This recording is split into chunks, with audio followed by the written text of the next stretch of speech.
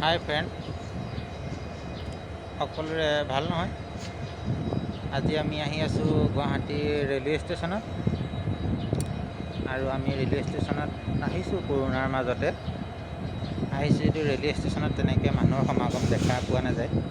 আপোনাৰ সকলোৰে ক'ভিড বুলি মানে কোনো ষ্টেচনত তেনেকৈ মানুহ নাই, সকলো খালী হৈ আছে।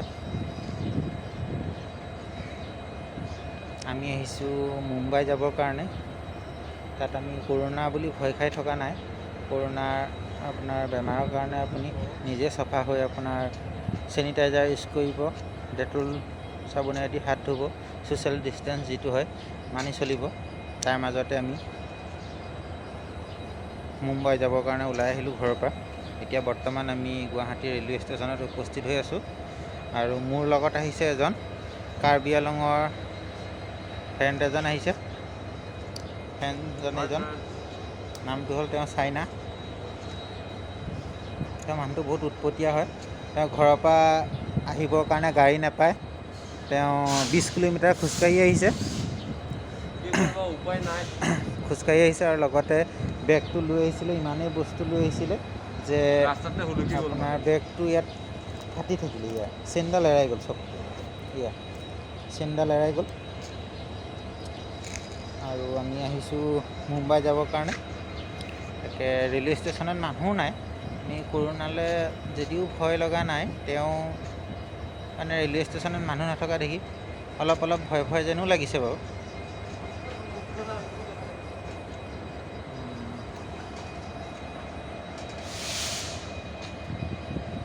আমি বাৰু ভূচাউল পাই আপোনালোকক নিশ্চয় দেখুৱাম ভূচাউলৰ পৰিস্থিতি কেনেকুৱা হয় মুম্বাই পাই পেলাই, তাত কেনেকুৱা মানুহৰ সমাগম হয়।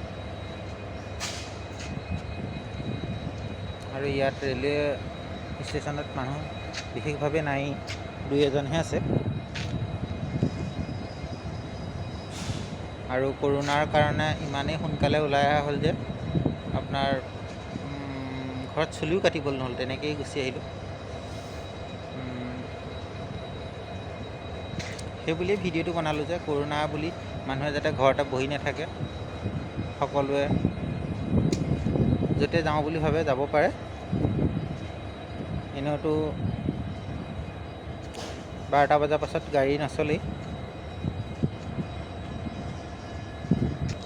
আৰু লগতে আপোনালোকে গ'লে খোৱা বোৱা বস্তু লগত লৈ আহিব, পানী বটল লগত লৈ আহিব।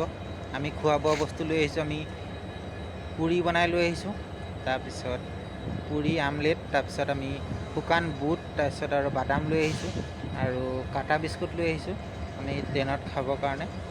আৰু ট্ৰেইনৰ ভিতৰত কেণ্টিনৰ ভাত খাব পাৰিম বাৰু। তাৰপিছত আমি লঘু আহাৰ হিচাপে লৈ আহিছোঁ আৰু যেনিবা ব্ৰেকফাষ্টৰ কাৰণে। আপোনালোকেও যাতে আহিলে যাতে তেনেকৈয়ে ব্ৰেকফাষ্টৰ কাৰণে সাজু হৈ আহে। অহাৰ টাইমত মাছ এখন কিনিলোঁ, মাছখন ভালদৰে চাবল নহ'ল। ইয়াত এটা ফুটা এটা থাকি গ'ল। এইটো পেকেটৰ ভিতৰত চালোঁ, বস্তুটো খুলি চোৱাৰ পিছতে ফুটাটো ওলালে। আৰু আমাৰ ইয়াৰ সেই কাৰ্বি আংলঙৰ ল'ৰা হয়, কাৰ্বি ল'ৰা হয়, একদম ঘূৰ কাৰ্বি হয়। এয়া চানা তিয়াই থৈছে, চানা খাবৰ কাৰণে। তেওঁ এনাৰ্জিৰ কাৰণে চানা তিয়াই থৈছে, চানা খাবৰ কাৰণে। আৰু আমি গুৱাহাটী ৰেলৱে ষ্টেচনত আছোঁ। আৰু ট্ৰেইন যাব আপোনাৰ 4:55 ট্ৰেইন এৰিব, 4:55 ট্ৰেইন এৰিব। আৰু বিশেষভাৱে আমি শ্লিপাৰত কটা নাই। শ্লিপাৰত মানুহৰ সমাগম যিহেতু বেছি হয়, আমি এচিত কটা হৈছে, যিহেতু গৰমো হৈছে সেইকাৰণে। আৰু আপোনালোকে য'তেই নাযাওক মাস্কখন ব্যৱহাৰ কৰিব, ইম্পৰ্টেণ্ট হয়।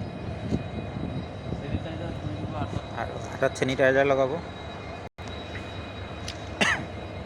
আৰু আমি বিশেষভাৱে বাহিৰৰ বস্তু খোৱা নাই। আমি পল্টন বজাৰলৈকো ওলাই যোৱা নাই গুৱাহাটী ৰেলৱে ষ্টেচনৰ পৰা, যিহেতু পল্টন বজাৰতো দোকান পোহাৰ বিশেষভাৱে খোলা নাই।